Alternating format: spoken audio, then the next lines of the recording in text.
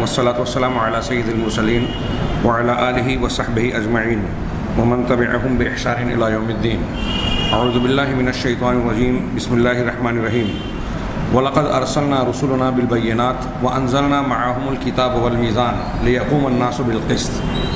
وقال تعالى: وَإِن كُنتُمْ فِي رَيْبٍ مِّمَّا نَزَّلْنَا عَلَىٰ عَبْدِنَا فَأْتُوا بِسُورَةٍ مِّن مِّثْلِهِ وَادْعُوا شُهَدَاءَكُم مِّن دُونِ اللَّهِ إِن كُنتُمْ صَادِقِينَ فَإِن لَّمْ تَفْعَلُوا وَلَن تَفْعَلُوا فَاتَّقُوا النَّارَ الَّتِي وَقُودُهَا النَّاسُ وَالْحِجَارَةُ أُعِدَّتْ لِلْكَافِرِينَ.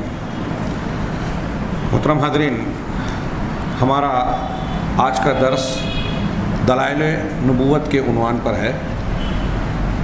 ایمان بالرسول کے تحت آج ہم یہ جانیں گے کہ انبیاء کرام علیہم الصلاۃ والسلام اور خاص طور سے جناب محمد رسول اللہ صلی اللہ علیہ وسلم کو ہم جو اللہ کا سچا رسول اور پیغمبر مانتے ہیں تو اس کی بنیاد محض عقیدت اور یوں ہی کا خیال نہیں ہے، بلکہ اللہ کے سچے رسولوں اور خاص طور سے جناب محمد رسول اللہ صلی اللہ علیہ وسلم کی نبوت کے بڑے واضح اور روشن دلائل موجود ہیں. دلائل النبوہ یعنی نبوت کی دلیلیں. اس سے مراد وہ چیزیں، وہ نشانیاں ہیں جس کے ذریعے سے کسی نبی کے سچے نبی ہونے کا پتہ چلتا ہے. اور ایسی آیات بینات جس کو جاننے کے بعد، جس کی بنیاد پر ہم یہ تمیز کر سکتے ہیں کہ کون سچا رسول ہے اور جھوٹی نبوت کا دعوے دار کون جھوٹا نبی ہے. ان دونوں میں تفریق کرنے والی چیز اللہ تبارک و تعالیٰ نے دلائل کے طور پر متعین فرمائی، اور یہ ایک فطری بات ہے. اگر دنیا میں بھی ہم دیکھیں، کوئی بڑا آدمی اپنا نمائندہ بنا کر اگر کسی کو بھیجتا ہے، وزیر اعظم ہو، صدر جمہوریہ ہو، کسی اسکول کا ہیڈ ماسٹر ہو یا کوئی اور ذمہ دار، جب وہ اپنا نمائندہ کسی کے پاس بھیجتا ہے اور وہ یہ جا کے بھیجے گئے آدمی کی طرف جس کے پاس بھیجا گیا ہے اس سے یہ کہتا ہے میں فلاں کا بھیجا ہوا ہوں، تو وہ اس کی اگر تصدیق چاہے تو کوئی لیٹر بتاتا ہے جس پر بھیجنے والے کی دستخط اور اس کی مہر ہوتی ہے، یا اس طرح کی کوئی اور نشانی. آج کل فون کے ذریعے سے تصدیق کر لی جاتی ہے کہ کیا آپ نے فلاں شخص کو بھیجا ہے. تو اس طریقے سے بھیجنے والا تصدیق کرتا ہے کہ ہاں فلاں آدمی میرا بھیجا ہوا ہے.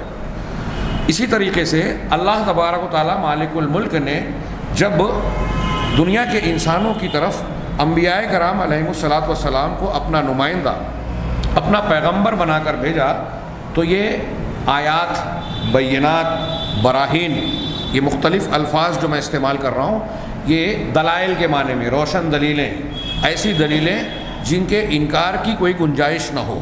ایسی دلیلیں اپنے انبیاء کرام علیہم الصلاۃ والسلام کے ساتھ اللہ تبارک و تعالیٰ دیتا رہا، جس کے ذریعے سے ہر مخاطب امت کا یا قوم کا جس کی طرف امت کو نبی کو بھیجا گیا ہے، ہر مخاطب آسانی سے یہ جان جاتا ہے، سمجھ لیتا ہے کہ یہ اپنی طرف سے یہ بات نہیں کہہ رہے ہیں، یہ واقعی اللہ تعالیٰ کے بھیجے ہوئے، مبعوث کیے ہوئے سچے رسول ہیں. دلائل نبوت، انبیاء کرام علیہم الصلاۃ والسلام کی دلیلیں مختلف بہت ساری ہیں اور متنوع ہیں، نوع بنوع اور قسم کی اتنی ہیں کہ ان کو شمار نہیں کیا جا سکتا. جناب محمد رسول اللہ صلی اللہ علیہ وسلم کے سچے رسول ہونے کی دلیلوں پر صرف امت محمدیہ میں، ہمارے مسلمانوں کی تاریخ میں 17 یا 19 علماء سلف میں سے صرف دلائل النبوہ کے نام سے کتاب لکھی ہے، جس میں ایک مثال دوں، امام بہقی کی، ہمارے یہاں بعض مدارس کی لائبریریوں میں آپ کو مل جائے گی. دلائل النبوہ امام بہقی کی 4 جلدوں میں ہے، موٹی موٹی، یعنی 4 جلدوں میں انہوں نے کتنی دلیلیں بیان کی ہوگی اندازہ لگائی. اور ایسی 17 یا 19 کتابیں ہیں. اسی نام سے صرف یہ 17 یا 19 کتابیں نہیں ہیں، بلکہ دوسرے ناموں سے آپ کو بہت ساری کتابیں مل جائیں گی، جس میں اہل علم نے نبی کریم صلی اللہ علیہ وسلم کے سچے رسول ہونے کی دلیلیں اور نشانیاں بیان کی ہیں.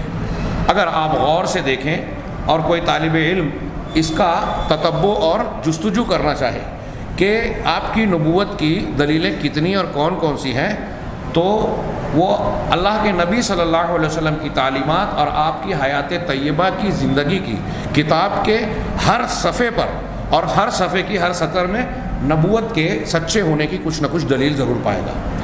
اور یہ دلیلیں جیسے جیسے انسان کی عقل و بلوغت کی طرف بڑھ رہی ہے، مطلب تحقیق اور علم میں وہ آگے بڑھتا جا رہا ہے، ویسے ویسے قرآن اور جناب محمد رسول اللہ صلی اللہ علیہ وسلم کے سچے رسول اور سچی کتاب ہونے کی دلیلیں بھی بڑھتی جا رہی ہیں. کیسے؟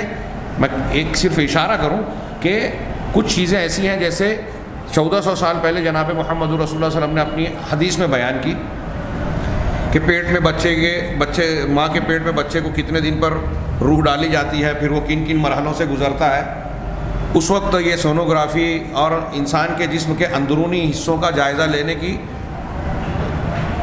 تحقیقات یا مشینیں یا آلات حاصل نہیں ہوئے تھے، آج وہ حاصل ہو گئے ہیں.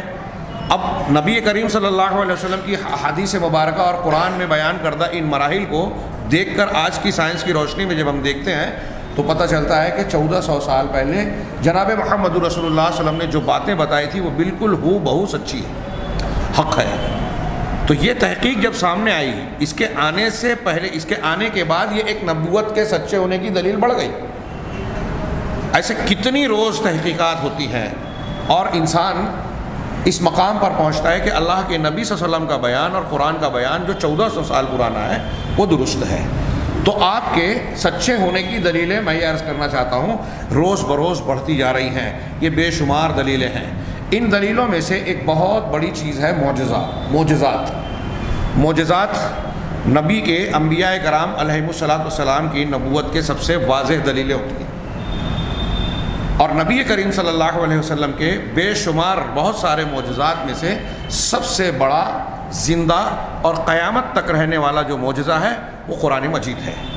اس لیے آج کے ہمارے اس درس میں صاحب کتاب نے قرآن مجید پر کچھ قدر تفصیل سے بات کی ہے. دوسرے معجزات کا سرسری ذکر کیا ہے آگے، اس سب سے پہلے قرآن کا، لیکن اس سے پہلے لفظ معجزہ کا معنی بتایا کہ ان میں سے معجزہ ہے. معجزہ یہ عجزہ یا عجزوں سے عجزہ، یہ اس میں فاعل ہے.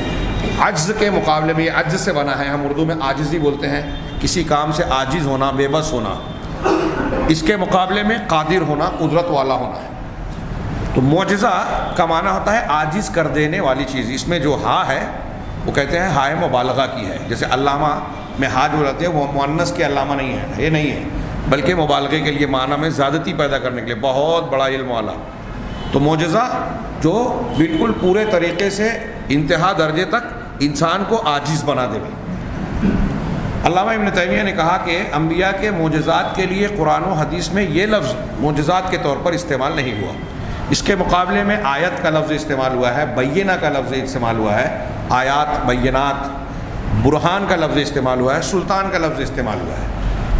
اور علامہ ابن تیمیہ کہتے ہیں کہ آیت اور بینہ اس کے لیے بہت ہی موضوع اور مناسب لفظ ہیں. بعد میں لفظ معجزہ استعمال ہونے لگا اور وہ اس معنی میں کہ نبی کی پیش کردہ ایسی دلیل کہ جس کے مثل، جس کے مماثل لانے چیز پیش کرنے پر دوسرے سارے انسان عاجز اور قاصر ہوں. یعنی ایسی چیز جو دوسروں کو عاجز کر دے، خارق عادت، معمول کے مطابق جو چیز چل رہی ہے اس سے ہٹ کر. جیسے حضرت عیسیٰ علیہ السلام عام طور سے ماں باپ کے ملاپ سے بیٹا پیدا ہوتا ہے، حضرت عیسیٰ علیہ السلام بغیر باپ کے پیدا ہوئے. تو یہ خارق عادت ہے، عادت اور معمول کو توڑ دینے والی، کاٹ دینے والی چیز. تو معجزہ کہتے ہیں کہ نبی کا معجزہ وہ ہے جو مخالف کو، نبوت کی مخالفت کرنے والوں کو چیلنج کے طور پر، اس کے چیلنج اور للکارنے کی بنیاد پر جو ہے ایسی چیز نبی پیش کرے جس کی مثال پیش کرنے سے مقابل جو ہے عاجز ہو جائے، وہ پیش نہ کر سکے. اور یہ امر خارق للعادہ، ایسا معاملہ ہوتا ہے جو خارق عادت، یہ اردو میں بولتے بھی ہیں خارق عادت، عادت کو توڑ دینے والی، کاٹ دینے والی، یعنی جو معمول ہے اس کے خلاف، جس کو اللہ تبارک و تعالیٰ ایسی شخصیت کے ہاتھوں پر ظاہر کرتا ہے، جاری کرتا ہے جس کو اللہ نے نبوت کے لیے چن لیا. ایک آدمی کو نبی بنایا اللہ تبارک و تعالیٰ نے، اب اپنی مشیت اور حکمت کے مطابق حسب منشا اس کے ہاتھ پر مقابل کے سامنے چیلنج کے موقع پر ان کی صداقت کی دلیل کے طور پر ایسی چیز کا اظہار کرتا ہے اللہ تبارک و تعالیٰ جس کو سامنے والا جس کی مثال پیش کرنے اور جواب دینے سے قاصر ہوتا ہے، عاجز ہوتا ہے، اور یہ ماننے پر مجبور ہونا پڑتا ہے کہ یہ اس آدمی کا کام نہیں ہو سکتا۔ اگر یہ ایسا آدمی کی ہونے کی حیثیت سے، انسان ہونے کی حیثیت سے ایسا کام کر سکتے تو ہم بھی انسان ہیں، دوسرے لوگ بھی انسان ہیں، کوئی اور بھی ایسا کر کے بتائے۔ لیکن کوئی انسان ایسی چیز پیش نہیں کر سکتا جو معجزے کی شکل میں اللہ تبارک و تعالیٰ اپنے نبی کے ہاتھ پر ظاہر کرتا ہے۔ نبی کریم صلی اللہ علیہ وسلم کہ انبیاء کے ہاتھوں پر اس طرح کی چیز کیوں پیش کرتا ہے اللہ تعالیٰ؟ تاکہ یہ چیز ان کی سچائی اور ان کی رسالت کی صداقت پر دلالت کرے کہ یہ سچے رسول ہیں۔ اللہ تعالیٰ سچے رسولوں کے ہاتھ پر یہ ظاہر کرتا ہے۔ نبی کریم صلی اللہ علیہ وسلم نے ارشاد فرمایا، ما من الانبیاء، یہ متفق علیہ حدیث ہے کہ ما من الانبیاء من نبی الا وقد اوتی من الآیات ما مثلہ آمن علیہ البشر، کہ انبیاء میں سے جتنے بھی انبیاء بھیجے گئے ان کو میں سے ہر کسی کو ایسے اور ویسے اتنے ہی معجزے دیے گئے جس کے اعتبار سے، جس کے مثل لوگوں نے ان پر ایمان لایا، یعنی ان کے معجزات کے مطابق ان پر لوگ ایمان لائے۔ جیسے مثال کے طور پہ اب بہت سارے رسولوں کو بہت سارے معجزات دیے گئے، جن میں سے کچھ کا تذکرہ قرآن مجید نے اور جناب محمد رسول اللہ صلی اللہ علیہ وسلم کی احادیث صحیحہ میں موجود ہے۔ مثال کے طور پہ ایک معجزہ حضرت صالح علیہ الصلاۃ والسلام کا تھا، اونٹنی کی شکل میں، جس کا قرآن میں کئی مقام پہ تذکرہ ہے۔ قوم نے یہ مطالبہ کیا تھا کہ اگر آپ سچے رسول ہیں تو ایک اونٹنی کو پہاڑ سے نکال کے بتائیں۔ بڑی رد و قدح کے بعد، عہد و پیمان کے بعد حضرت صالح علیہ السلام نے کہا کہ ٹھیک ہے، تمہارے مطالبے پر میں اللہ سے دعا کرتا ہوں اور اس معجزے کا اظہار اللہ کی طرف سے ہوگا۔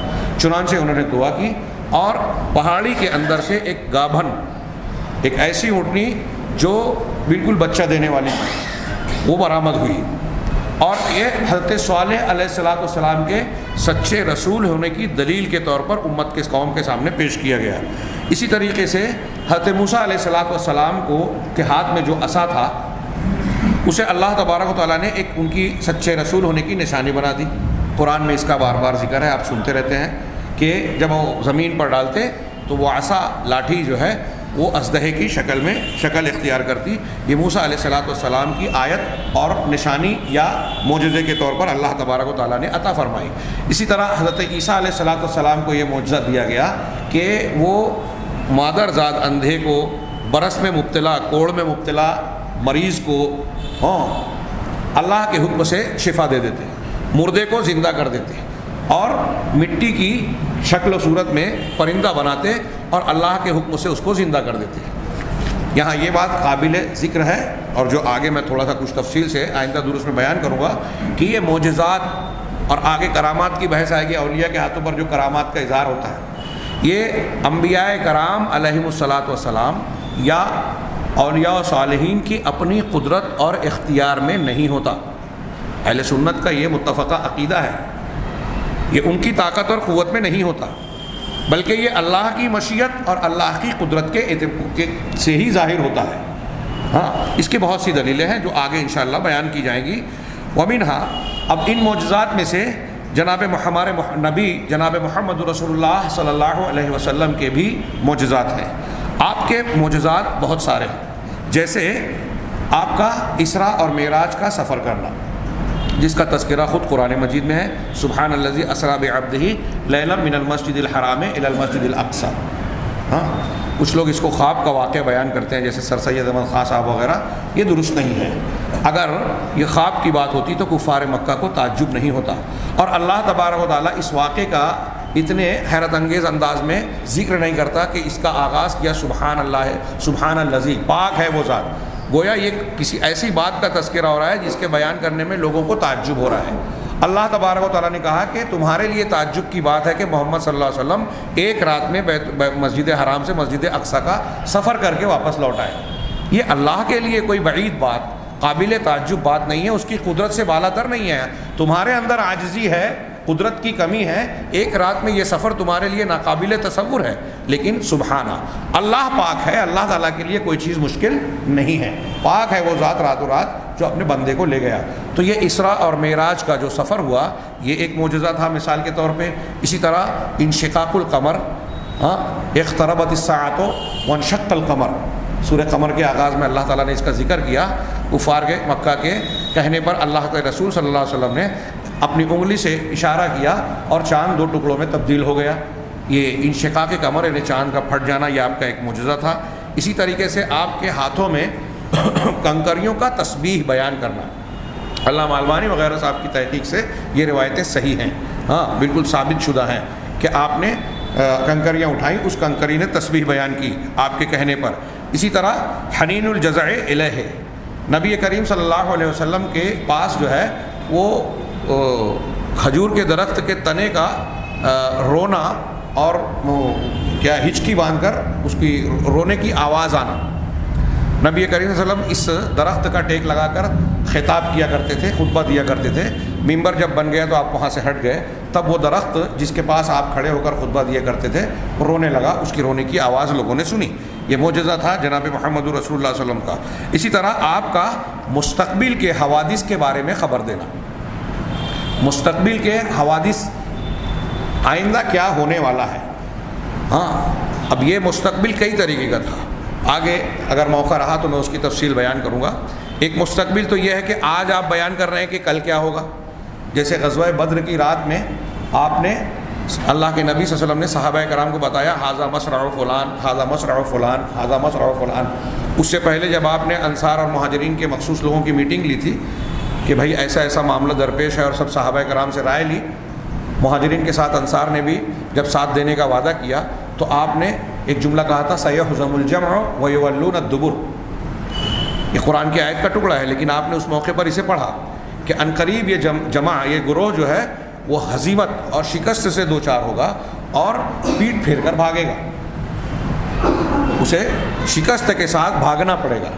یہ آپ نے فرمایا، گویا یہ آپ ایک دن پہلے پیشن گوئی کر رہے ہیں کہ ہم کم اور تعداد میں کم ہوتے ہوئے بدر میں فتح پائیں گے، اور پھر آپ نے جگہ کی نشاندہی کر کے بتایا کہ کل یہاں فلاں مارا جائے گا، فلاں یہاں مارا جائے گا۔ یہ کوئی معمولی بات نہیں تھی، اور آپ نے جیسا کہا ویسا ہی ہوا۔ یہ آپ کے سچے نبی ہونے کی دلیل ہے۔ آگے انشاءاللہ میں ذکر کروں گا کہ دنیا میں جتنے جھوٹے نبیوں نے کوئی پیشن گوئی کی کہ ایسا ہوگا اور ویسا ہوگا، ان کا معاملہ بالکل بتائے ہوئی بات کے خلاف ہوا۔ ہاں مسیلمہ کذاب سے لوگوں نے کہا کہ ہمارے کنویں میں پانی کم ہو گیا ہے، آپ سچی نبوت آپ نبی اپنے آپ کو کہتے ہیں، تو آپ دعا کر دیجئے کنویں کا پانی بڑھ جائے۔ انہوں نے کہا چلو ٹھیک ہے، میں دعا کر کے تھوکوں گا، میرا تھوک جب کنویں میں جائے گا تو پانی بڑھ جائے گا۔ اس نے اپنی دعا پڑھی، کنویں میں تھوکا، اور جو کنویں میں پانی موجود تھا وہ بھی سوکھ گیا۔ یہ اللہ تبارک و تعالیٰ کی طرف سے یہ اظہار تھا کہ یہ جھوٹا نبی ہے، اور سچے نبی نے ایسا کئی مقام آیا۔ ایک مرتبہ غزوے سے لوٹتے ہوئے، بخاری مسلم کی حدیثوں میں ہے، یہاں اس کا تذکرہ نہیں ہے، یہ ایک معجزہ یہ بھی ہے کہ پانی لشکر والوں کے پاس ختم ہو گیا، صحابہ کرام پانی کی تلاش میں نکلے تو ایک خاتون، ایک عورت ملی جو اپنی سواری پر دونوں طرف پیر ڈالے ہوئے 2 مشکیزیں پانی کا مشکیزہ بھر کے لا رہی تھی۔ اس سے مختلف سوال و جواب کے بعد روایت لمبی ہے، صحابہ کرام اسے لے کر آئے نبی کریم صلی اللہ علیہ وسلم کے پاس، اور اس کے مشکیزے پر آپ نے اپنی انگلی لگائی اور تمام لوگوں سے کہا کہ اپنے اپنے برتنوں میں مشکیزوں میں پانی بھر لو۔ پورے لشکر نے اس مشکیزے سے پانی بھر لیا، اور آپ کی دعا اور انگلی لگنے کی برکت سے سارے لوگوں نے پانی بھر لیا، اپنی ضرورت پوری کر لی۔ اور اس کے بعد جب اس عورت کو مشکیزہ واپس لوٹایا گیا تو وہ کہتی ہے کہ اس میں مجھے محسوس ہوا کہ ایک قطرہ پانی بھی کم نہیں ہوا۔ ایسا پانی کا بڑھنا کئی مرتبہ ہوا، کھانے کا بڑھنا کئی مرتبہ ہوا۔ حضرت جابر نے اپنے گھر جو ہے غزوہ احزاب کے موقع پر اپنے گھر میں 2-3 لوگوں کے اعتبار سے کھانا بنایا۔ نبی کریم صلی اللہ علیہ وسلم کے پیٹ پر پتھر بندھے ہوئے تھے بھوک کی وجہ سے، صحابہ کرام کے پیٹوں پر بھی بندھے ہوئے تھے۔ حضرت جابر نے آپ کو صرف خاموشی سے بلانا چاہا، لیکن آپ نے آواز دے کر صحابہ کرام کی تمام پوری جمعیت کو بلا لیا کہ چلو انہوں نے ہمارے لیے کھانا بنایا ہے۔ بڑے شرمندہ ہوئے کہ کیا کہا جائے، اور اس کے بعد جا کے جب بیوی سے بتایا تو بیوی ناراض بھی، کہا کہ تم نے جیسے کہا تھا میں نے ویسے ہی اللہ کے رسول کو بلایا خاموشی سے، لیکن آپ نے سب کو مدعو کر لیا۔ بہرحال اس واقعے میں دیکھیے، صحیح بخاری میں آپ پڑھیے کہ اللہ کے رسول صلی اللہ علیہ وسلم نے ان کو کہہ دیا تھا کہ ہانڈی میرے آنے تک کھولے نہیں، اور پھر آپ نے ان سے کہا کہ تم روٹی نکالتی جاؤ، اور آپ نے اس برتن سے دعا کرنے کے بعد کھانا نکالنا شروع کیا۔ 10-10 لوگ گھر میں آتے گئے، کھاتے گئے، پورا لشکر کھا کر سیر ہو گیا، شکم سیر ہو گیا، اور کھانا جتنا کا اتنا ہی تھا، بلکہ حضرت جابر کہتے ہیں ہمیں لگا کہ پہلے سے زیادہ بڑھ گیا۔ سارے لوگ. تو یہ آپ کے معجزات تھے. ایسے بہت سارے معجزات ہیں. تو مستقبل کے حوادث میں نے مثال دی کہ ایک کل کا مستقبل ہے آپ کی حیات طیبہ میں. ایک یہ ہے کہ اللہ کے رسول صلی اللہ علیہ وسلم نے آج ایک بات کہی، 2 سال 3 سال 4 سال بعد واقعہ ہو رہا ہے. ابو لہب کے بارے میں قرآن کا نزول ہوا اور اسی دن کچھ دنوں کے بعد اس کا انجام برا ہوا. نبی کریم صلی اللہ علیہ وسلم نے ایسے بعض لوگوں کے بارے میں اور بھی بیان کیا. چند سالوں کے بعد واقعات ہوئے. کچھ واقعات ایسے ہوئے کہ آپ نے زندگی میں فرمائے تھے، آپ کی وفات کے بعد ہوئے، جیسے آپس میں لڑائیوں کا ہونا.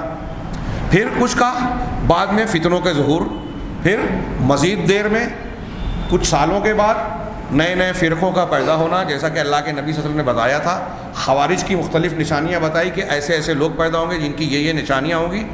وہ پیدا ہوئے. امت کے فرقوں میں تقسیم ہونے کی آپ نے پیشین گوئی کی تھی، ویسا ہی ہوا. ہاں. اور جیسے جیسے آپ نے بہت ساری چیزیں یوں بیان کی اور یہ چیزیں ہوتی جا رہی ہیں، اب تک ہوتی جا رہی ہیں. یہ علامات کیا کہتے ہیں، اب آخر میں علامات قیامت اور فتنوں کا جو تذکرہ کیا وہ بھی اب ظہور پذیر ہوتی جا رہی ہیں اور ہر روز کچھ نہ کچھ علامتیں ظاہر ہو رہی ہیں جو نبی کریم صلی اللہ علیہ وسلم کے سچے رسول ہونے کی دلیل کے طور پر آپ کی مستقبل کی پیشین گوئیوں کی شکل میں ہمارے سامنے ہم اپنی آنکھوں سے دیکھ رہے ہیں کہ 1400 سال پہلے جناب محمد رسول اللہ صلی اللہ علیہ وسلم نے ایسے کہا تھا کہ کچھ لوگ آئیں گے جو ہے وہ سود کو حلال کر لیں گے، شراب کو دوسرا نام دے کے حلال کر لیں گے، اور زنا عام ہو جائے گا، قتل بڑھ جائے گا. آپ نے جیسے جیسے فتنوں کا تذکرہ کیا دیکھ رہے ہیں ہم لوگ اپنے ارد گرد میں ویسے ویسے فتنے پیدا ہوتے جا رہے ہیں. اور پھر آخر میں حضرت عیسیٰ کا نزول، دجال کا ظہور، یاجوج ماجوج کا خروج، یہ آخری نشانیاں جو ہیں وہ بھی ہونی ہیں اور ہوتی جا رہی ہیں، یعنی یہ ہوتی جائیں گی آخر تک، قیامت کے وقوع تک آپ کی مستقبل کی دی ہوئی ساری خبریں وقوع پذیر ہونی ہیں. یہ آپ کے ابھی جیسے جیسے اور دلیلیں ظاہر ہوتی جائے گی ویسے ویسے آپ کے سچے ہونے کی اور دلیلیں بڑھتی جائے گی. تو یہ مستقبل کے حوادث کی خبریں جناب محمد رسول اللہ صلی اللہ علیہ وسلم نے جو دی، یہ آپ کے سچے رسول ہونے کی نشانیاں ہیں، دلیلیں ہیں. اسی طرح ماضی کا غیب، یہ مستقبل کا غیب ہے، ماضی کا بھی غیب ہے. قرآن مجید میں کئی واقعات کا تذکرہ کرتے ہوئے اللہ تبارک و تعالیٰ نے اللہ کے نبی صلی اللہ علیہ وسلم کو کہا وما كنت بجانب الغربی، آپ اس وقت مغربی کنارے پر نہیں تھے جب ایسا ہو رہا تھا. آپ اس وقت ان لوگوں کے درمیان نہیں تھے جب وہ یہ قرآن اندازی کر رہے تھے کہ ایہم یکفل مریم، کہ مریم کی کفالت کون کرے گا. یہ قرآن اندازی کر رہے تھے بنی اسرائیل کے لوگ، آپ اس وقت موجود نہیں تھے. اور قرآن نے کہا آپ جو ہے ایمان نہیں جانتے تھے، کتاب نہیں جانتے تھے، اور نہ آپ داہنے ہاتھ سے لکھتے تھے. یہ ماضی کی خبریں بھی آپ نے بالکل ٹھیک بتائی. کتنی مرتبہ ایسا ہوا کہ یہود و نصارہ کے علماء کرام نے آپ سے آ کر آپ کا امتحان لیا، روح کے بارے میں سوال کر رہے ہیں. بچہ اور بچہ کیسے پیدا ہوتا ہے ماں کے پیٹ سے، اور بچی کیسے پیدا ہوتی ہے. اللہ کے رسول دیکھیں شیخ عبداللہ بن سلام رضی اللہ تعالیٰ عنہ اور کچھ لوگوں نے آ کے سوال کیا. حضرت سلمان فارسی نے توریت انجیل میں پڑھی ہوئی نشانیوں کو آپ پر پرکھنے کی کوشش کی، اور ماضی کی بہت ساری باتیں سوال کے طور پر بہت سارے لوگوں نے آپ سے پوچھی. آپ نے ماضی کے بارے میں جتنی باتیں بتائی، جبکہ آپ نے کہیں کوئی چیز کسی اسکول کالج میں پڑھی نہیں تھی، آپ کا کوئی استاد دنیا میں تھا نہیں، اور آپ پڑھے لکھے نہیں تھے، امی تھے، پھر بھی آپ حضرت نوح علیہ السلام کے بارے میں بالکل صحیح خبر دے رہے ہیں. حضرت صالح، حضرت لوط، حضرت ابراہیم علیہ السلام اور دوسرے انبیاء اور دوسری قوموں کے بارے میں وادی ہجر، جو اہل مکہ جو واقعات جانتے تھے، ہجر کے لوگوں کے پاس عذاب آیا اس وادی سے گزرتے تھے، ان کے بارے میں آپ نے خبر دی. ماضی کی یہ جو صحیح خبریں اگر جو آپ نے دی، کوئی یہود و نصارہ توریت انجیل پڑھنے والا انسان کبھی آپ سے آ کے یہ نہیں کہہ سکا کہ محمد صلی اللہ علیہ وسلم آپ یہ بات کہہ رہے ہیں، آپ کی یہ بات غلط ہے، توریت انجیل میں تو اس کے خلاف ہے. جو تحریف کی تھی اس کو رد کیا اللہ کے نبی صلی اللہ علیہ وسلم نے، اور انہیں معلوم یہ تسلیم کرنا پڑا کئی مقامات پر کہ انہوں نے تحریف کی ہے. جیسے عبداللہ ابن سلام جب مسلمان ہوئے تو یہود نے رجم کی آیت میں جو تبدیلی کی تھی وہ ان کا کھوٹ ظاہر ہو گیا، اور اصل آیت جو توریت میں موجود تھی رجم کرنے کی، اس کو عبداللہ ابن سلام رضی اللہ تعالیٰ عنہ نے دکھلوا دیا کہ یہ توریت میں ہی تھی، اور نبی کریم صلی اللہ علیہ وسلم وہی بتاتے تھے. تو ماضی کی غیب کی خبریں، مستقبل کی غیب کی خبریں، بلکہ میں اس میں اضافہ کروں کہ حال کی بھی غیب کی خبریں ہوتی ہیں. ابھی ہم یہاں بیٹھے ہوئے دوسرے ملکوں میں، شہروں میں یا مقامات پر کیا ہو رہا ہے ہم نہیں جانتے. نبی کریم صلی اللہ علیہ وسلم نے ایسی کتنی باتیں بتائی. ایک شخص آپ کو قتل کرنے آیا، حضرت عمر فاروق نے دیکھا اور اس کو باہر ہی سے کہا صحابہ کو کہ دیکھو اس کی نیت اچھی نہیں لگتی، ہاں ہتھیار کے ساتھ اندر جا رہا ہے نبی کریم صلی اللہ علیہ وسلم کے پاس۔ حضرت عمر اور صحابی رسول جا کے بغل میں کھڑے ہو گئے آزو بازو، اور کہا اس پر یہ بری نیت سے آیا ہے، ہتھیار کس لیے آیا ہے اگر مصالحت کی بات کرنا ہے؟ اللہ کے رسول نے کہا کہ عمر چھوڑ دو اسے، یہ میرا کچھ بگاڑ نہیں سکتا، تم میرے قتل کے ارادے سے آئے ہو۔ اس نے کہا کہ نہیں۔ کہا کیا امیہ کے بیٹے اور تمہاری مکہ کے اندر کعبہ کے درمیان بیٹھ کر یہ بات چیت نہیں ہو رہی تھی؟ وہ حیرت زدہ رہ گیا کہ ہم نے خفیہ طور پر یہ بات چیت کی اور امیہ کے بیٹے نے یہ عہد و پیمان کیا تھا کہ تم محمد کو قتل کر دو اور تمہارے بعد تم جب نہیں بچو گے تو تمہارے بال بچوں کا اور تمہارے قرض کا ذمہ دار میں رہوں گا۔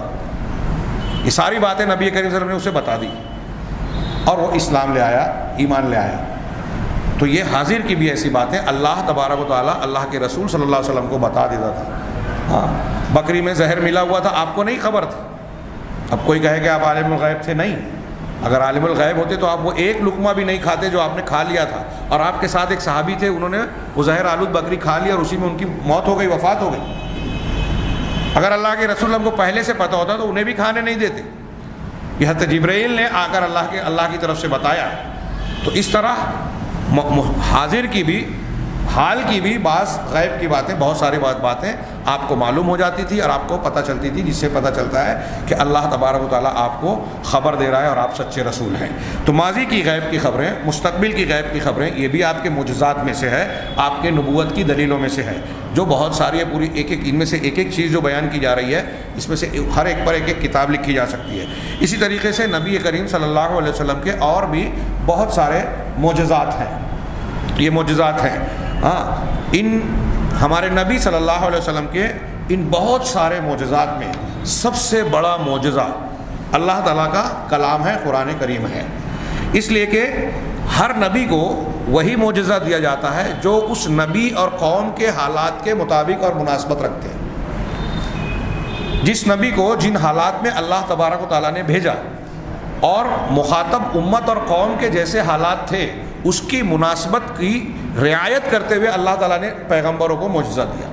جیسے مثال کے طور پہ حضرت موسیٰ علیہ السلام جس وقت مبعوث کیے گئے، فرعون اور آل فرعون مخاطب تھے، بنی اسرائیل کا دور تھا۔ ہاں تو اس زمانے میں یہ بتایا جاتا ہے کہ جادو کا بڑا زور تھا، جادوگروں کی بڑی تعداد پائی جاتی تھی۔ چنانچہ حضرت موسیٰ علیہ السلام کو اللہ تبارک و تعالیٰ نے جو عصا دیا وہ جادوگروں کا ناطقہ بند کرنے اور ان کو مطمئن کرنے کے لیے کافی تھا۔ چنانچہ جب فرعون کے سامنے آپ نے معجزہ پیش کیا اور اس نے یہ الزام لگایا کہ یہ تو جادو ہے اور جادوگروں سے آپ کا مقابلہ متعین کیا، اللہ تبارک و تعالیٰ نے اس کا ذکر پورا قرآن میں کئی مقامات پر کیا کہ حضرت موسیٰ علیہ السلام نے جادوگروں سے کہا کہ تم کو کیا پیش کرنا ہے پیش کرو۔ جب انہوں نے اپنی لاٹیاں رسیاں ڈالی اور وہ بھاگتی دکھائی دینے لگی، موسیٰ علیہ السلام کو ان کے جادو سے خوف محسوس ہوا کہ یہ دوڑ رہے ہیں، قرآن کہہ رہا ہے یہ سورہ طٰہٰ میں۔ تو اللہ تعالیٰ نے کہا کہ ڈرو نہیں اور اپنا عصا ڈالو۔ حضرت موسیٰ علیہ السلام نے جو ہی اپنا عصا پھینکا اور تو اس نے سارے جادوگروں کے کرتب بازیوں کو نگل لیا، ان کی لاٹھیوں اور رسیوں کو نگل لیا۔ جب یہ معجزہ سامنے آیا تو جادوگروں نے فوراً جان لیا کہ یہ موسیٰ علیہ السلام کی طاقت نہیں ہے۔ موسیٰ علیہ السلام بحیثیت انسان وہی کر سکتے ہیں جتنا کوئی جادوگر ہم میں سے کوئی ایک کر سکتا ہے۔ اگر جادو ہوتا تو ان کے اندر یہ طاقت نہیں تھی کہ ان کی لاٹھی اژدہے کی شکل اختیار کر کے ہماری اتنی ساری لاٹھیوں ڈنڈوں کو نگل لیتی۔ یہ ہو جانا اس بات کی دلیل ہے کہ یہ انسانی طاقت و قوت سے ہٹ کر جادو سے الگ اللہ تبارک و تعالیٰ کی قدرت کا مظاہرہ ہے۔ ایسا کوئی انسان نہیں کر سکتا، اسی لیے ان لوگوں نے اس کو جان لیا کہ یہ حق مبین ہے، موسیٰ علیہ السلام پیغمبر برحق ہیں، سچے رسول اور نبی۔ ہاں اللہ تعالیٰ نے کہا آگے اس سلسلے فَأُلْقِيَ السَّحَرَةُ ساجدین، جب یہ معجزہ دیکھا تو جتنے جادوگر تھے وہ سب کے سب سجدہ ریز ہو گئے، سجدے کی حالت میں گر گئے۔ قالوا آمنا برب العالمین، انہوں نے کہا کہ ہم رب العالمین پر ایمان لائے، رب العالمین پر ایمان لائے۔ اب کوئی یہ نہ سمجھ لے کہ فرعون کہتا تھا انا ربکم الاعلی، میں تمہارا رب اعلیٰ ہوں، تو جادوگروں نے آگے اور وضاحت کر دی کون رب العالمین؟ رب موسیٰ و ہارون. وہ رب العالمین ہے جو موسیٰ اور ہارون کا رب ہے. موسیٰ اور ہارون علیہ السلام جس کی طرف دعوت دے رہے ہیں اس رب پر ہم ایمان لائیں. یہاں میں اکثر بات کہتا ہوں, قابل غور ذہن میں رکھنے والی بات ہے, خاص طور سے ہمارے ہندوستانی ماحول میں. یہاں بہت سارے لوگ جو ہیں وہ تصوف کے اور دوسرے مسلکوں کے جو ماننے والے ہیں, ان کے یہاں ایک چلن چلتا ہے, ایک روایت بندی ہوئی ہے, بزرگوں کے, اولیاء اور صالحین کے واقعات سے دین کی تبلیغ کرتے ہیں. فلاں تو ایسے تھے, فلاں تو اتنے پہنچے ہوئے تھے, وہ جو ہے پانی پہ چلتے تھے, وہ ہوا میں اڑتے تھے, وہ آگ میں کھیلتے تھے, وہ اس وضو سے وہ نماز پڑھتے تھے. یہ اتنی ساری باتیں جو بیان کی جاتی ہے یہاں, اس کرامت یا معجزات یا اس طرح کی خرق عادت چیزیں بیان کر کے وہ صحیح یا غلط ابھی جانے دیجیے. اس نبی کی, اس پیر کی, اس ولی کی عظمت و بڑائی بیان کرنے کی کوشش کی جاتی ہے. ارے وہ تو اتنے پہنچے ہوئے تھے, ایسا کرتے تھے. تو اب ایسا بیان کر کے چاہتے کیا ہیں کہ اس پیر صاحب کی اور اس ولی کی عظمت, بزرگی, بڑائی بیان کی جائے, ان کی مزارات پر جو ہے زیارت کے لیے سفر کیا جائے, ان سے مدد طلب کی جائے. جب وہ ایسے تھے تو کیا ہماری اللہ کے پاس سفارش نہیں کر سکتے تھے؟ عجیب و غریب استدلال ہے. کوئی اگر بہت پہنچا ہوا ہے مان بھی لیں تو یہ کہاں سے پتہ چل گیا کہ وہ کوئی بات اللہ سے کہیں گے تو اللہ اپنا فیصلہ بدل دے گا؟ اللہ تعالیٰ اس کی سفارش کو رد نہیں کرے گا. وہ خود سے اپنی طرف سے اللہ کے پاس دنیا کے لوگوں کی طرح سفارش کر سکتے ہیں. قرآن کہتا ہے سفارش کی طاقت قیامت کے دن بھی صرف وہی رکھے گا جس کو اللہ اجازت دے گا. آپ کیسے سمجھ لیے کہ یہ بغیر اجازت میری سفارش کر لے گا؟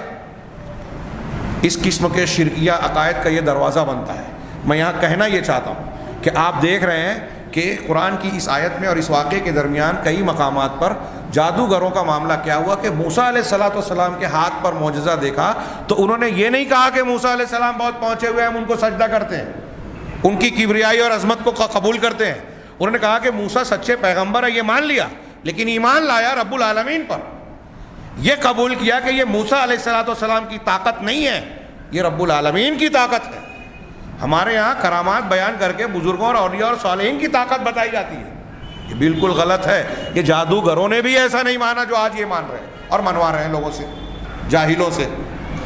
تو یہ بات ضمنی طور سے عقیدے کی اصلاح کرنے کے لیے, جہاں سے لوگ عقیدے کے بگاڑ کا راستہ کھولتے ہیں, میں نے اس کی طرف نشاندہی کی. اس سے پہلے بھی کہا ہوں اور آئندہ بھی یہ بات دہرانے کی میں سمجھتا ہوں ضرورت ہے, بار بار کہنے کی ضرورت ہے. تو موسیٰ علیہ السلام کو اللہ تبارک و تعالیٰ نے جو معجزہ دیا, اس معجزے کو اس زمانے کے دور کی عقل اور فکر کے معیار کے مطابق جادو کا دورہ تھا, تو ایسا معجزہ دیا جو جادوگروں کو تھوڑی دیر میں, جیسے ہی وہ معجزہ سامنے آیا, جادوگروں کو فوراً سمجھ میں آ گیا کہ یہ اللہ تعالیٰ کے سچے رسول ہیں, یہ اللہ کی نشانی ہے. اس کے بعد حضرت عیسیٰ علیہ السلام کے زمانے میں کہتے ہیں کہ آپ کے زمانے میں طب کا اور حکمت کا, طبابت کا, علاج اور معالجے میں مہارت کا بڑا دورہ تھا. بہت ماہر قسم کے حکیم اطباء پائے جاتے تھے. چنانچہ موسیٰ علیہ السلام نے ایسے معجزات دیے گئے جس سے اطباء اور بڑے بڑے حکماء بھی ششدر اور حیران رہ گئے, اور یہ سوچنے پر مجبور ہوئے کہ یہ کوئی انسان جو طبابت کے کسی بھی درجے پر پہنچ جائے, کتنا بڑا بھی ڈاکٹر طبیب بن جائے, وہ ان کا علاج نہیں کر سکتا جو حضرت عیسیٰ علیہ السلام کے ذریعے اللہ نے دکھایا. ایک آدمی جو مادرزاد اندھا پیدا ہو رہا ہے, ایک آدمی جو کوڑ کے مرض میں مبتلا ہے, برس کے مرض میں مبتلا ہے, ایک آدمی جو مر چکا ہے, حضرت عیسیٰ علیہ السلام اس پر ہاتھ پھیر رہے ہیں, اللہ کے حکم سے دعا کر رہے ہیں, اور وہ مادرزاد اندھا بینا بن گیا, اندھا دیکھنے لگا. کوڑ کے مرض والا بالکل ٹھیک ٹھاک اور اچھا ہو گیا. قبر میں جو مردہ تھا وہ نکل کر جو ہے سانس لینے لگا, بات کر لیا باقاعدہ.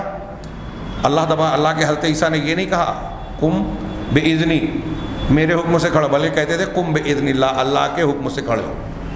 یہ اللہ کا حکم ہوتا تھا, اللہ کی طاقت تھی. اب ہمارے یہاں آپ اٹھا کے دیکھیے بریلوی حضرات کی اور یہ طریقت اور تصوف کے کتابوں میں کچھ لوگ کہتے ہیں کہ فلاں باپ بزرگ تھے. شیخ عبدالرحمن کیلانی نے نقل کیا ہے ان واقعات کو, میں نے بھی اپنی کتاب میں ذکر کیا ہے کہ ایک صاحب کہتے ہیں کہ حضرت عیسیٰ علیہ السلام تو کہتے تھے کہ اللہ کے حکم سے اٹھ جا مردے کو. میں تو یہ کہتا ہوں میرے حکم سے اڑ گیا تو مردہ اڑ جاتا ہے. اور دو واقعہ بتایا, ایک قوال کی قبر پہ کہا میرے حکم سے اڑ گیا تو وہ قوالی گاتا ہوا جو ہے قبر سے باہر آ گیا. ایک مرغی کو ایک بابا کھا رہے تھے، ہڈیاں پھینکی تھی اور اس کا کہا کم بإذنی، میرے اوپر سے کھڑے ہو جا. وہ مرغی اٹھی اور بھاگ گئی. یہ ہم کو سن کر ہنسی آتی ہے اور ایک پہلو ہنسنے کا بھی ہے، لیکن ساتھ ہی ساتھ رونے کا بھی ہے کہ کوئی ایمان والا اس قسم کی بکواس کر سکتا ہے؟ قرآن و حدیث کو جاننے والا اس قسم کی بات کر سکتا ہے؟ ایک تو اس میں نبی کی توہین، نبی سے بڑھ کر اللہ کی توہین. نبی کہہ رہے ہیں کہ یہ میری طاقت نہیں ہے، اللہ کا حکم ہے، اور یہ کہہ رہے ہیں میرا حکم ہے. یہ کہتے ہوئے انہیں ڈر نہیں لگا کہ اللہ کا عذاب انہیں پکڑ لے گا؟ یہ معجزات اور کرامات کے تعلق سے عقیدہ درست کیا جائے، اور یہ عقیدہ اور یہ اصول ضابطہ اگر ذہن میں ہوگا تو آج بہت سارے لوگ جو ایمان پر ڈاکہ ڈال کے لوگوں کی توحید کو تباہ کر کے شرک میں لے جاتے ہیں کہ فلاں بزرگ ایسے ہیں اس لیے ان کی قبر پہ جا کے یہ کیا جائے، یہ راستے بند ہو جائیں گے اگر یہ عقیدے درست ہو جائیں. تو معجزات جو اللہ کے پیغمبروں کے ہاتھوں پر ظاہر ہوتے تھے، یہ عقیدہ رکھیں کہ وہ پیغمبروں کی طاقت قدرت نہیں ہوتی تھی. اس کی بنیاد پر یہ عقیدہ نہ بنایا جائے کہ پیغمبروں کے اندر اللہ کی خصوصیات، اللہ تبارک و تعالیٰ کی قدرت اور اللہ تبارک و تعالیٰ کی کچھ صفات آ گئیں جو اللہ کی تھی وہ ان کے اندر آ گئی. جیسے مردے کو زندہ کرنا یہ اللہ کی صفت ہے، کسی انسان کے اندر یہ چیز نہیں ہے. اگر کوئی انسان کسی اور کو اللہ کے علاوہ ایسا مانے کہ وہ مردہ کو زندہ کر سکتا ہے تو وہ مشرک ہے. حضرت عیسیٰ علیہ الصلوۃ والسلام خود سے یہ کام نہیں کر رہے ہیں، بلکہ کہہ رہے ہیں قم بإذن اللہ، اللہ کے حکم سے اٹھ، اور اللہ کے حکم کی بنیاد پر کہہ رہے ہیں. اور یہ بتایا جا رہا ہے کہ حضرت عیسیٰ علیہ الصلوۃ والسلام کے کہنے سے اللہ اٹھا رہا ہے. اس سے اس بات کی دلیل مل رہی ہے کہ یہ سچے رسول ہیں، اللہ تعالیٰ ان کی صداقت کی دلیل پیش کر رہا ہے. تو بہرحال ہمارا درس یہ ہے کہ حضرت عیسیٰ علیہ الصلوۃ والسلام کو جو معجزات دیے گئے وہ ان کے دور کے فن طبابت میں مہارت کی بنیاد پر، کہ آپ اس طرح سے علاج کرتے تھے اور ایک پرندے کو مٹی کی شکل دے کے اس کو کہتے تھے کہ اللہ کے حکم سے تو اڑ جا، تو وہ زندہ ہو جاتی تھی، اس کے اندر روح پڑ جاتی تھی. یہ چیزیں جب اطباء نے، ان کے دور کے بڑے بڑے حکماء نے دیکھا تو ان کو یہ بات ماننے پر مجبور ہونا پڑا کہ یہ عیسیٰ علیہ الصلوۃ والسلام جو کر رہے ہیں، یہ جو چیز کا اظہار کر رہے ہیں، جو دکھا رہے ہیں، یہ عیسیٰ علیہ الصلوۃ والسلام کی بحیثیت انسان کے طاقت نہیں ہے، بلکہ یہ اس ذات کی طاقت ہو سکتی ہے جو ہر چیز پر قادر ہے، اور وہ اللہ کی ذات ہے. اور جب ان کے ہاتھوں پر اللہ تبارک و تعالیٰ اس کا اظہار کر رہا ہے، اس کا مطلب اللہ تعالیٰ ان کی تائید کر رہا ہے، اور ہمیں اور آپ کو یہ بتا رہا ہے کہ یہ سچے رسول ہیں. ان کی نبوت کی دلیلوں میں سے یہ دلیلیں ہیں جو معجزات کی پیش کر رہے ہیں. اب ان کے دور کے حساب سے ان کو معجزات دیے گئے.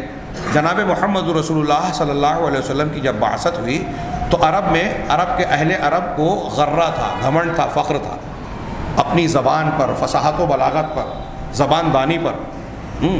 وہ اپنے آپ کو عربی اور دوسروں کو عجمی کہتے تھے. عجمی یعنی گونگا، یعنی گویا اتنا بولنے میں ہم ماہر ہیں کہ ہمارے مقابلے میں دنیا کے ساری قومیں جو ہے گونگی ہے، ان کے پاس زبان ہے ہی نہیں، وہ جانوروں کی طرح ہیں، عجمی ہیں، بے زبان اتنے ان کو. اور اس میں بھی کوئی شک نہیں کہ ان کی زبان دانی بہت اعلیٰ معیار کو پہنچی ہوئی تھی. اس زمانے کے جو اشعار ہیں آپ پڑھیے، اس زمانے کے جو ادب ہے جو آج بھی بعض مدارس میں اسی مقصد سے پڑھایا جاتا ہے، اس زمانے کے معلقات، 7 معلقات اور 10 معلقات کہے جاتے ہیں، یعنی وہ لٹکائے ہوئے قصیدے. ان کے یہاں سالانہ مقابلہ میلہ لگتا تھا. اس میلے میں اس زمانے کے بڑے بڑے شعراء اپنا کلام پیش کرتے تھے کہ میں نے یہ تیار کیا ہے قصیدہ، اور کچھ جج مقرر ہوتے تھے. ان ججوں کے نمبرات سے ان کی سننے کے بعد وہ درجہ دیتے تھے کہ سب سے بہترین قصیدہ اس کا ہے، فلاں قصیدہ سب سے اعلیٰ، سب سے بہتر، ادب و بیان کے اعتبار سے سب سے اونچا ہے. تشبیہات، استعارات، زبان و بیان کی قوت، تخیلات، ساری چیزیں اس میں دیکھتے تھے اور نمبر دیتے تھے. تو جو پہلا نمبر آتا تھا اس کو لکھ کر کعبے کی دیوار میں لٹکایا جاتا تھا. ایسے 7 معلقات مشہور ہیں اور 10 معلقات کتاب کی شکل میں آج بھی چھپتے ہیں اور بعض اس عربی مدارس میں پڑھائے جاتے ہیں. مدرسوں میں پڑھانے کا اس کا مقصد کیا ہے؟ اس زمانے کے شعراء کا کلام پڑھانا مقصد نہیں ہے، بلکہ یہ بتانا مقصد ہے کہ اس زمانے کے لوگوں کی عربی زبان کس اعلیٰ معیار کی تھی، کتنی زبردست معیار کی تھی. آپ اندازہ لگائیے. میں ایک مثال دوں جو آپ کو آسانی سے دماغ میں بیٹھے. قرآن کی ایک آیت میں حضرت سلیمان علیہ السلام سے متعلق اللہ تعالیٰ نے ارشاد فرمایا کہ حضرت سلیمان علیہ السلام نے جو جینوں کو اپنے بس میں کیا اور ان سے کام لیتے تھے، تو بتایا ہے قرآن نے یعملون لہ ما یشاء من محاریب و تماثیل و جفان کالجواب و قدور الراسیات۔ یعملون لہ ما یشاء، حضرت سلیمان ان سے جو چاہتے جینوں کو وہ بنانا پڑتا، من محاریب بڑے بڑے محراب، و تماثیل اور ڈھانچے، و تماثیل و جفان کالجواب، اور حوض کی طرح بڑی بڑی ہانڈیاں، ایسی بڑی بڑی ہانڈیاں جو حوض کی طرح ہو، وہ قدور الراسیات، اور ایسی بڑی بڑی ہانڈیاں، جفان مانے ٹب کہہ لیجئے ہم اردو میں جس کو کہیں، اور قدور قدر کی جمع، ایسی ہانڈیاں جو ٹکی ہوئی ہوں، جن کو ہٹایا نہ جا سکے، ایک جگہ بنا دیے تو بس بن گئی۔ بڑے بڑے دیگ اور بڑے بڑے حوض نما جو ہے وہ دیگ اور ہانڈیاں یہ جن بناتے تھے۔ تو آخری تعبیر قرآن کی اس آیت میں آخری تعبیر ہے وہ جفان کالجواب و قدور الراسیات۔ امرؤ القیس جو ان 7 معلقات میں سے ایک کا ماہر ہے، اور یہ جو میں شعر اس کا پیش کرنے جا رہا ہوں یہ معلقات میں معلقہ میں نہیں ہے، لیکن اس کا پہلا معلقہ پیش کیا جاتا ہے۔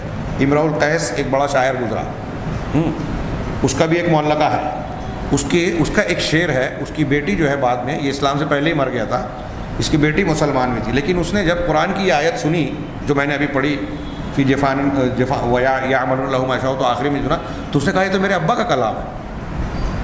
اس کے والد کا شعر تھا امرؤ القیس کا کہ مہمان نوازی اپنی قوم کی بتاتے ہوئے اس نے کہا یقرون ضیفا فی السنین الممہلات، کہ یہ جو ہمارے قبیلے کے لوگ ہیں یہ قحط والے سالوں میں مہمانوں کی مہمان نوازی کرتے ہیں۔ کیسے کرتے ہیں؟ فی جفان کالجواب و قدور الراسیات، قحط والے سال میں ہمارے قبیلے کے لوگ ایسے مہمان نوازی کرتے ہیں، فی جفان کالجواب، بڑے بڑے ٹب اور دیگ میں جو حوض کی طرح، و قدور الراسیات، اور ایسی ہانڈیوں میں جن کو ہلایا نہیں جا سکتا، ٹکی ہوئی ہانڈیاں۔ آخری کا جو دوسرا مصرع ہے اس کا جو تعبیر ہے وہ قرآن میں مطلب اللہ تبارک و تعالیٰ کے کلام میں ایک جگہ ہے۔ اس زمانے کے عرب لوگوں کی عربی کا یہ مقام اور معیار تھا کہ قرآن کے چھوٹے سے ٹکڑے کو سننے کے بعد ایک دیہاتی بھی کہتا تھا کہ یہ انسان کا کلام نہیں ہے۔ آپ نے یہ واقعہ بار بار سنا ہوگا کہ اللہ تبارک و تعالیٰ کی کلام سورہ کوثر جو قرآن کی سب سے چھوٹی سورہ کہی جا سکتی ہے، کسی صحابی نے ابتدا میں مکی دور میں ہی یہ نازل ہو چکی تھی۔ یہ سورت جہاں 7 معلقے لٹکائے جاتے تھے نا کعبہ کی دیوار میں، وہاں لکھ کر لٹکا دی رات کے اندھیرے میں، انا اعطیناک الکوثر فصل لربک وانحر ان شانئک هو الابتر، یہ لکھ کر لٹکا دی۔ دوسرے دن جب دن نکلا تو وہ جو میلوں میں جج مقرر ہوتا تھا شاعروں کے کلام کو نمبر دینے والا ایک جج وہاں سے گزرا، اس نے دیکھا کہ کعبہ کی دیوار میں ایک چھوٹی سی عبارت لٹکی ہوئی ہے، اس نے پڑھا، بار بار پڑھا، اور بار بار پڑھنے کے بعد اس وقت جو بھی اس کو میسر ہوا اس نے اس چیز کو لے کر اس سورہ کے آگے لکھ دیا ما ھذا قول البشر، اپنے ہاتھ سے لکھا کہ یہ انسان کا کلام نہیں ہے، یہ انسان کا کلام نہیں ہے۔ علامہ قرطبی وغیرہ نے ایک واقعہ نقل کیا ہے، سند کیسی ہے میں نہیں جانتا، لیکن واقعہ یوں ہے کہ ایک دیہاتی گزر رہا تھا، کسی مسلمان نے قرآن پڑھی، سورہ ہجر کی ایک آیت کا ٹکڑا پڑھا، فاصدع بما تؤمر، صرف اتنا، فاصدع بما تؤمر۔ اللہ کے رسول صلی اللہ علیہ وسلم سے اللہ تعالیٰ نے کہا کہ آپ کو جو حکم دیا گیا آپ صاف صاف کھول کھول کر بیان کر دیجیے۔ یہ جملہ کا ترجمہ ہوا، معنی ہوا کہ جیسے ہی اس دیہاتی نے، عرب کے دیہاتی نے یہ ٹکڑا سنا، سجدے میں گر پڑا۔ جب سجدے سے اٹھا تو کچھ لوگوں نے پوچھا کہ تم سجدہ کیوں کیے؟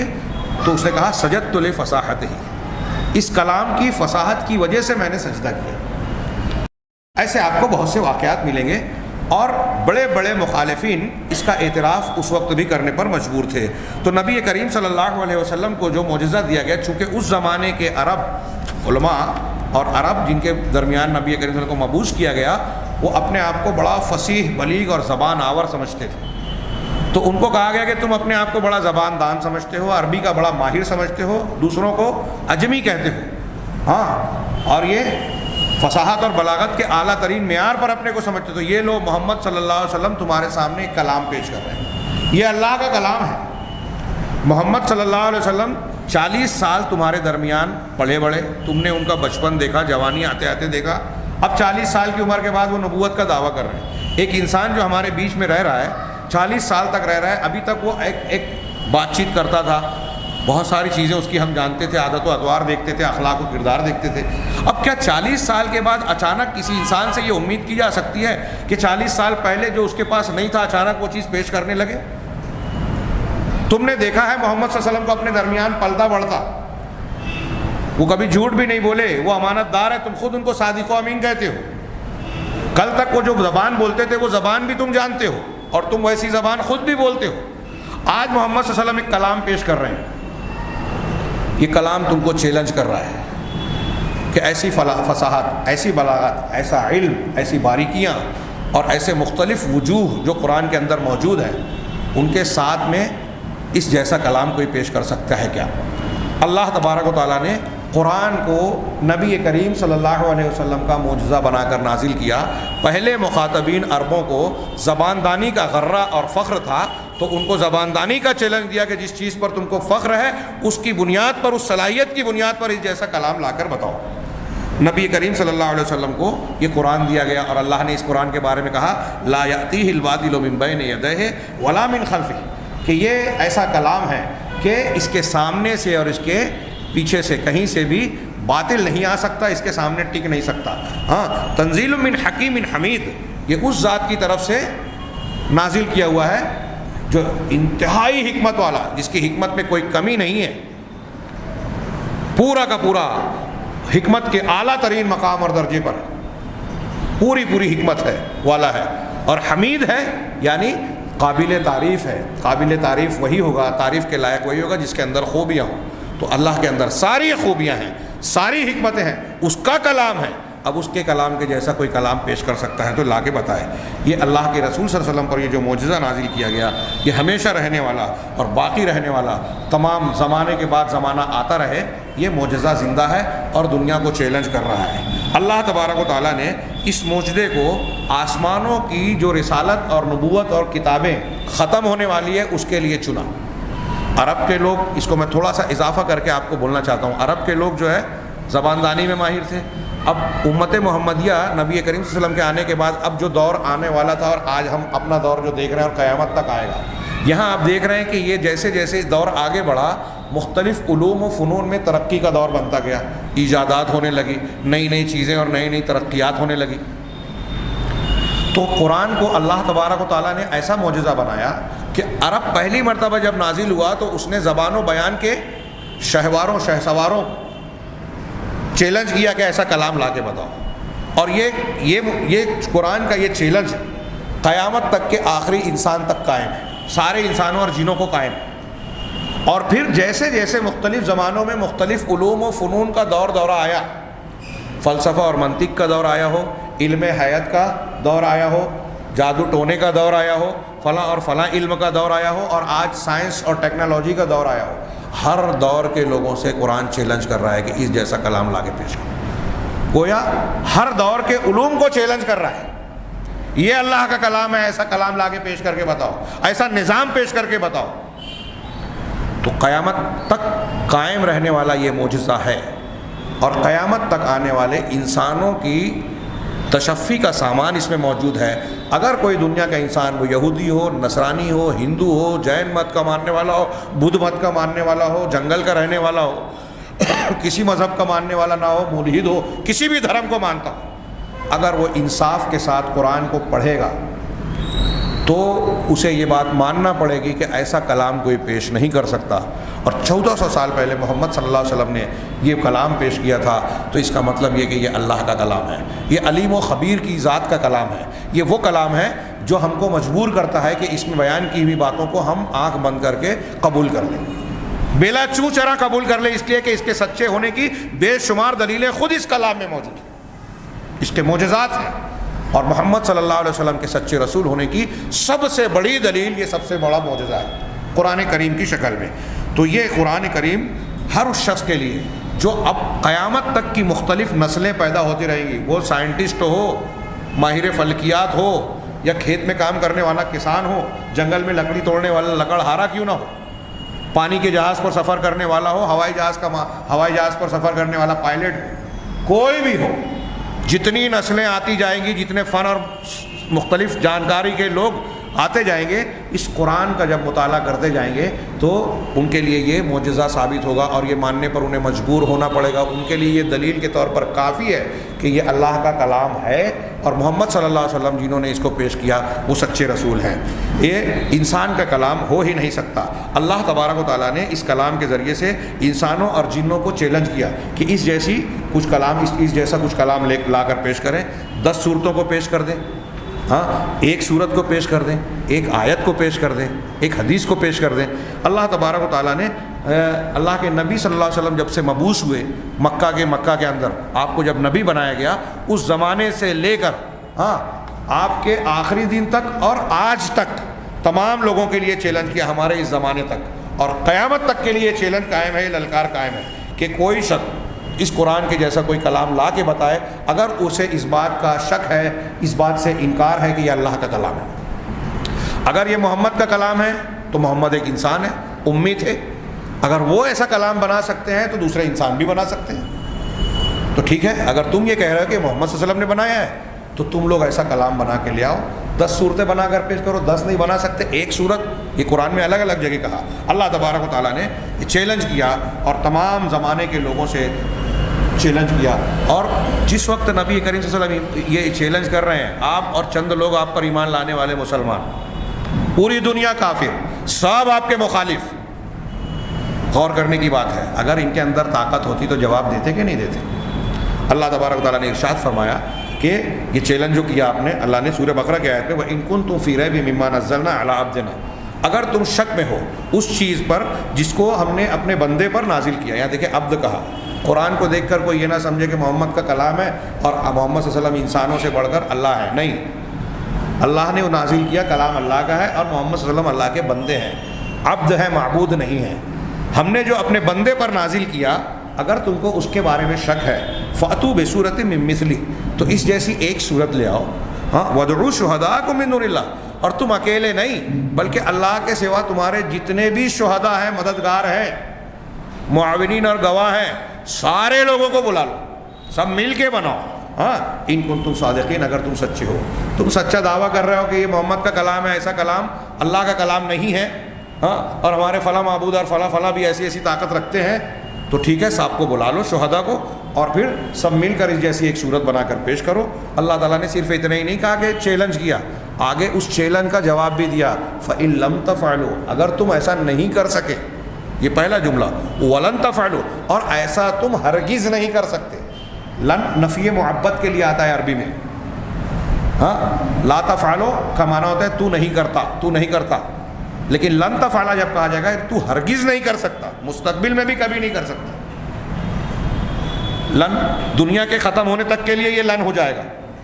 کبھی کبھی کوئی استثناء آتا ہے، وہ اپنی عربی کی ایک بحث ہوگی، لن ترانی کے تحت تھوڑی سی گفتگو شاید آ چکی، تو کہا کہ تم کبھی نہیں، اللہ تعالیٰ نے کہا کہ فَإِن لَمْ تَفْعَلُوا، اگر تم ایسا نہیں کر سکتے، وَلَن تَفْعَلُوا، اور ایسا ہرگز نہیں کر پاؤ گے، مستقبل میں بھی کبھی نہیں کر پاؤ گے کہ قرآن جیسی کوئی سورہ پیش کر سکو۔ جب ایسا نہیں کر سکتے اور نہیں کر پائے، فَاتَّقُوا النَّارَ، تو اللہ سے ڈرو۔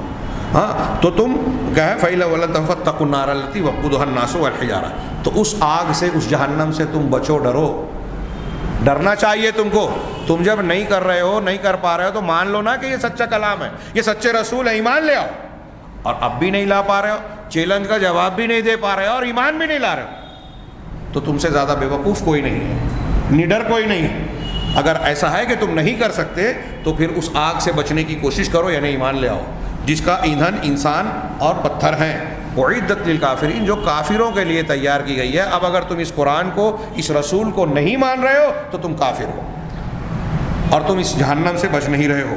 تو یہ آگے صاحب کتاب نے کہا کہ قرآن نے یہ جو بات کہی نا کہ تم ہرگز نہیں کر سکتے، یہ چیلنج قرآن کا آج بھی قیامت تک کے لیے قائم ہے۔ اللہ تعالیٰ کے اس ارشاد میں فَإِن لَمْ تَفْعَلُوا وَلَن تَفْعَلُوا، یہ جو اللہ نے فرمایا یہ آج بھی قائم ہے اور قیامت تک قائم رہے گا۔ اور اللہ تبارک و تعالیٰ نے قرآن مجید میں یہ بھی ارشاد فرمایا، ام یقولون تقولہ بل لا یؤمنون، بلکہ کیا یہ لوگ کہتے ہیں کہ اللہ کے رسول صلی اللہ علیہ وسلم نے اپنی طرف سے گڑھ لیا اس قرآن کو؟ نہیں، بلکہ یہ لوگ ایمان نہیں لاتے۔ اگر ایسا کہہ رہے ہیں کہ اللہ کے رسول نے بنا لیا تو فلیأتوا بحدیث مثلہ ان کانوا صادقین. تو اس جیسی ایک حدیث، دیکھیے قرآن کو بھی حدیث کہا گیا، ہاں، اس جیسی ایک حدیث لے آئیں، ایک بات لے آئیں اگر وہ سچے ہیں. یہ سورہ طور کی آیت ہے. یہ چیلنج مکہ میں تھا، کیونکہ سورہ یونس میں جو کہا گیا 10 سورت لے آؤ، پھر سورہ ہود میں کہا گیا کچھ آیتیں یا ایک سورت لے آؤ، پھر سورہ طور میں جو ابھی آیت پڑھی کہ ایک حدیث لے آؤ. یہ تینوں صورتیں مکی ہیں، تینوں صورتیں مکی ہیں. اور یہاں جو ابھی آیت ہم پڑھ رہے ہیں وَإِن كُنتُمْ فِي رَيْبٍ مِّمَّا نَزَّلْنَا عَلَىٰ عَبْدِنَا فَأْتُوا بِسُورَةٍ مِّن مِّثْلِهِ وَادْعُوا شُهَدَاءَكُم مِّن دُونِ اللَّهِ إِن كُنتُمْ صَادِقِينَ فَإِن لَّمْ تَفْعَلُوا وَلَن تَفْعَلُوا. یہ جو آیت ابھی ہم نے پڑھی یہ آیت سورہ بقرہ کی ہے، یہ مدنی آیت ہے. یعنی مدینہ میں بھی اللہ تعالیٰ نے چیلنج کیا، مکہ میں بھی بار بار کیا، ایک بار نہیں، سورہ یونس میں بھی، سورہ ہود میں بھی، سورہ طور میں بھی، اور پھر مدینہ میں آنے کے بعد بھی چیلنج کیا اور بتایا کہ اگر شک ہے تو ایسا پیش کر کے بتاؤ. ہاں، اور ان میں سے 2 باتیں ذکر کی اس آیت میں سورہ بقرہ میں کہ فَإِن لَّمْ تَفْعَلُوا وَلَن تَفْعَلُوا. فَإِن لَّمْ تَفْعَلُوا یہ ماضی کی بات ہے، اگر تم ایسا نہیں کر سکے، ابھی حال میں تم سوچ لو کہ تم اب تک کوشش کر کے نہیں کر سکے ہو، تو پھر یہ چیز تم جان چکے ہو کہ تم ایسا نہیں کر سکتے، تو پھر تم کو ماننا چاہیے کہ یہ حق ہے، اللہ کا کلام ہے. ہاں، بس ڈرو تم اس بات سے کہ اگر تم جھوٹلاؤ گے تو پھر تم کو اللہ تبارک و تعالیٰ کا عذاب پکڑ لے گا، جو جھوٹلانے والوں کے لیے اللہ نے جس کی دھمکی دے رکھی ہے، وعدہ کر رکھا ہے. یہ پہلا جملہ فَإِن لَّمْ تَفْعَلُوا وَلَن تَفْعَلُوا، اور دوسرا ٹکڑا ہے وَلَن تَفْعَلُوا. یہ لن مستقبل میں نفی کر رہا ہے. تو اس سے یہ بات ثابت ہوتی ہے کہ مستقبل کے زمانوں میں بھی کبھی وہ قرآن کی جیسی ایک صورت بھی بنا کے نہیں لائیں گے، نہیں لا سکتے، جیسے کہ اللہ تعالیٰ نے خبر دی. وقت زیادہ ہو رہا ہے، ہاں میں مضمون پورا کر دینا چاہتا ہوں کم سے کم قرآن کے معجزے والا. ہاں، ورنہ میں کچھ واقعات ایسے ذکر کرتا کہ ماضی کے کچھ زمانوں میں بعض لوگوں نے قرآن کا یہ چیلنج سننے اور پڑھنے کے بعد یہ کوشش کی اور یہ کہا، یہ دعویٰ کیا کہ ہم قرآن کے جیسا کلام بنا سکتے ہیں. ایسے کچھ واقعات ہوئے. ایک آدمی کو بادشاہ نے ساری چیزیں دے کے، سارے لوازمات دے کے ایک جگہ بند کر دیا، جو چاہیے وہ لو، کتنا ٹائم چاہیے، سال بھر کا وقت اس نے مانگا کہ قرآن کا کچھ مثال میں بنا کر پیش کروں گا. اور 6 مہینے کے بعد جب اس کا کمرہ کھول کے اس کو جا کے پوچھا، بادشاہ نے پوچھنا چاہا کہ کیا کتنا کلام تیار کر لیا، تو اس نے اس کے کمرے میں قلم اور کاغذ بکھرے پڑے تھے، اس کے بال الجھے ہوئے تھے. اس سے پوچھا، کہا کہ ایک آیت بھی نہیں بنا سکا اور نہیں بنا سکتا. برطانیہ کے ایک ڈاکٹر نے یہی دعویٰ کیا تھا. شاہ فیصل سے سوال کیا، میں نے بہت سے مسلمانوں سے پوچھا، وہ لمبا واقعہ ہے، برمنگھم کے صراط مستقیم میں چھپا تھا. بہت سے مسلمانوں سے سوال کرتا تھا کہ تمہارا قرآن کہتا ہے اس جیسا کلام کوئی نہیں میں بنا سکتا ہوں. دوسرے مسلمانوں اس کی بحث اور لفاظی میں شاید جواب نہیں دے پا رہے تھے. ہاں، گورنمنٹ کی طرف سے شاہ فیصل کا دورہ ہوا اور گورنمنٹ کی طرف سے ان کو ڈاکٹر مقرر کیا گیا اور چیک اپ کا موقع ملا. تو چیک اپ کرتے ہوئے اس نے سوال کیا اور سوچا کہ یہ تو مسلم مملکت کا ایک سربراہ ہے، یہ بھی اگر جواب نہیں دے سکا تو میں سمجھوں گا کہ یہ دعویٰ پھس پھسا ہے. اس نے شاہ فیصل کو چیک کرتے ہوئے پوچھا کہ اسلام اور قرآن کے بارے میں سوال کروں، آپ برا نہ مانے. کہا بالکل پوچھو. انہوں نے سوال کیا کہ تمہارا قرآن کہتا ہے کہ اس جیسا کلام کوئی پیش نہیں کر سکتا، یہ چیلنج ہے. کہا ہاں چیلنج ہے. تو اس نے کہا کہ مجھے تو لگتا ہے کہ میں اس جیسا کلام پیش کر سکتا ہوں. کہا شاہ فیصل اٹھ کر بیٹھ گئے اور مسکرا کر مجھ سے سوال کیا کہ کیا آپ عربی زبان جانتے ہیں؟ کوئی انگریزی میں پوچھا ہوگا، کیا آپ عربی زبان جانتے ہیں؟ کہا ان کا یہ سوال کرنا مجھے تیر کی طرح لگا. میں نے کہا نہیں. تو انہوں نے ہنس کے کہا پھر تم یہ دعویٰ کیسے کر سکتے ہو؟ تم جب انگریزی جانتے ہو تو تم نے جو قرآن اب تک پڑھا ہے اس کا مطلب تم نے انگریزی ترجمہ پڑھا ہے. ترجمہ تو انسان کا ہے نا، ترجمہ انسان کا ہے، ترجمہ اللہ کا نہیں ہے. قرآن عربی میں ہے، وہ اللہ کا کلام ہے، اور جس نے ترجمہ کیا وہ کلام اللہ کا ترجمہ کر رہا ہے، وہ اس کے اندر انسان ہے. وہ بات ترجمے میں تھوڑی آئے گی جو قرآن میں ہے. تم یہ دعویٰ اس وقت کرنا یا تم یہ بات اس وقت کہہ سکتے ہو جب تم عربی زبان کو جان کر قرآن پڑھو اور مجھ سے یہ بات کہو. تو میں نے شاہ فیصل کہا ٹھیک ہے میں عربی سیکھوں گا. اور اسی دن سے کیمبرج یا آکسفورڈ یونیورسٹی کے شعبہ عربی کے جو ڈین ہے اس سے بات کی، ٹیوشن لیا اور اس سے عربی سیکھنے لگا. سال بھر تک عربی پڑھتا رہا، قرآن پڑھتا رہا، عربی پڑھتا رہا، قرآن پڑھتا رہا. اور سال پورا ہونے تک مجھے سمجھ میں آ گیا کہ قرآن کے جیسا کلام کوئی نہیں بنا سکتا، اور ایمان لیا ہے، کلمہ پڑھ لیا. تو ایسا میں یہ عرض کرنا چاہتا ہوں کہ ایسا کئی مرتبہ اور ایسے بڑے دلچسپ واقعات ہیں، لیکن اس کی وقت اس کی اجازت نہیں دیتا. میرا خیال ہے کہ وقت زیادہ ہو گیا ہے اور یہ قرآن کے مناظرے سے قرآن کے چیلنج سے متعلق بھی باتیں جو ہے وہ کن کن حیثیتوں سے قرآن ہے، حالانکہ انہوں نے بہت مختصر بیان کیا، لیکن میں تھوڑی سی تفصیل بیان کرنا چاہتا ہوں، اس لیے درس کو یہیں روکتا ہوں، اور انشاءاللہ آئندہ ہفتہ اسی بات کو جو ادھوری ہے، بہت ہی ادھوری ہے، مکمل کریں گے کہ قرآن ساری انسانیت پر، سارے انسانوں پر چیلنج ہے۔ اور آگے جو میں بیان کرنے جا رہا ہوں، صاحب کتاب نے بیان کیا کہ ایک طرف قرآن نے چیلنج کیا، یہ ایک آیت کا ذکر کر کے بات کو یہاں ختم کرتے ہیں، آئندہ ہفتے اسی کو آگے بڑھائیں گے کہ اللہ تبارک و تعالیٰ نے سورہ بنی اسرائیل میں، سورہ اسراء میں، جو کہ خود مکی آیت صورت ہے، شروعات میں ہی اس نے سبحان الذی اسریٰ بعبدہ لیلا من قرآن سے بھی ثابت ہوتا ہے کہ وہ مکی ہے، اور احادیث متواترہ سے بھی ثابت ہوتا ہے۔ اس صورت میں اللہ تبارک و تعالیٰ نے ارشاد فرمایا قل لئن اجتمعت الجن والانس علی ان یأتوا بمثل هذا القرآن لا یأتون بمثلہ ولو کان بعضهم لبعض ظہیرا۔ یہ خبر ہے، ابھی جو باتیں قرآن کی جو آیتیں میں نے پڑھی، بتایا کہ یہ چیلنج ہے، ایک چیلنج ہے، مطلب ظاہر ہے کہ تم نہیں بنا سکتے، پیش کر کے بتاؤ۔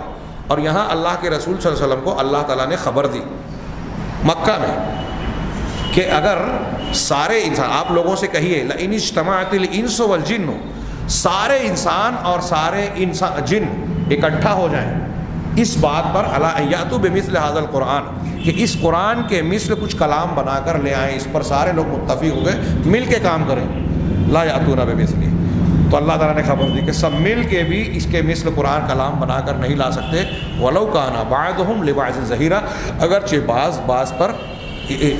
بعض کے یعنی ایک دوسرے کی مددگار ہو جائیں، مدد کریں، تب بھی ایسا کلام نہیں لا سکتے۔ اس آیت کی تشریح اور قرآن کے وجوہ اعجاز کا کچھ تبصرہ انشاءاللہ آئندہ درس میں پڑھیں گے۔ اللہ تبارک تعالیٰ سے دعا ہے کہ وہ ہمیں دلائل نبوت کو سمجھ کر اپنے ایمان کو مضبوط کرنے اور اس مضبوط ایمان کی بنیاد پر اپنے اعمال کو سنوارنے، آخرت کو بنانے کی توفیق عطا فرمائے۔ وآخر دعوانا الحمد للہ رب العالمین۔